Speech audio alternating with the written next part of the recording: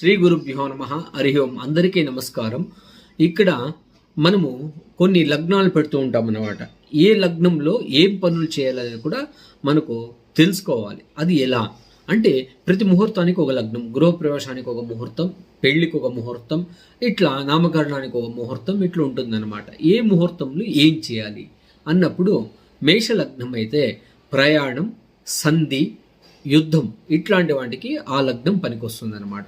అదేవిధంగా వృషభ లగ్నం అయితే స్థిరమైన పనులు, కృషి, వ్యాపార రంగం, గృహప్రవేశానికి చాలా మంచిది. అదేవిధంగా అది శుక్ర నక్షత్రం, శుక్ర రాశి కాబట్టి అక్కడ మిథునం అనేది బుధుని ఆధిపత్యం ఉన్నటువంటి రాశి కాబట్టి కళలు, వివాహం, అలంకారాలకు మంచి లగ్నం.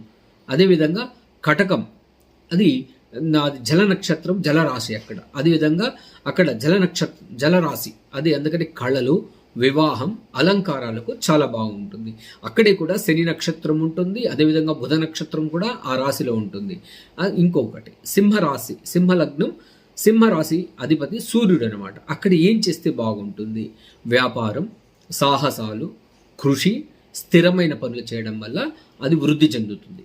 కన్యా లగ్నం అయితే విద్య, అలంకారం, వస్త్రములు ధరించట, ఔషధ సేవనం బాగుంటుంది. అది బుధుని యొక్క ఆధిపత్యం ఉన్న రాశి. తులా లగ్నం అంటే శుక్రాధిపతి రాశి అవుతుంది.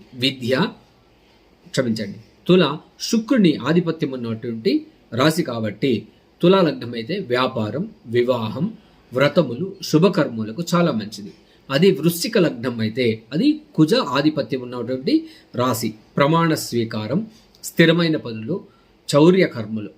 తర్వాత ధనుస్సు లగ్నం అయితే కళలు, ప్రయాణం, వివాహానికి చాలా మంచి లగ్నం. మకర లగ్నం అయితే పశుకర్మలు, యాత్ర, సేవలకు చాలా బాగుంటుంది. అదేవిధంగా కుంభలగ్నం అయితే వ్యాపారం, కళలు, నీటిపై ప్రయాణం, ఆయుధ కర్మ ఇట్లాంటివి మంచిది.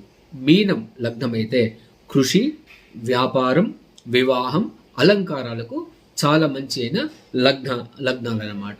దీనికి కూడా కొన్నిటికి చూసుకోవాలి. దీనికి కొన్ని పెళ్లిళ్ళకైతే ద్వితీయ శుద్ధి, పంచమ శుద్ధి, సప్తమ శుద్ధి చూసుకోవాలి. అదేవిధంగా కొన్నిటికి 12వ ఇల్లు కూడా శుద్ధి చూసుకోవాలి. కొన్నిటికి ద్వితీయ శుద్ధి చూసుకోవాలి. కొన్నిటికి 4వ స్థానం శుద్ధి కూడా చూసుకోవాలి. అది విశేషంగా దాన్ని మీకు తగినటువంటి దీనికి మంచి జ్యోతిషులు, మంచి ముహూర్తం వేసే వాళ్ళని కలుసుకోవడం, వాళ్ళ దగ్గర మంచి ముహూర్తాలు పెట్టుకోవడం చాలా బాగుంటుందని తెలియజేస్తూ సర్వే జనా సుఖినో భవంతు, సన్మంగళాని భవంతు.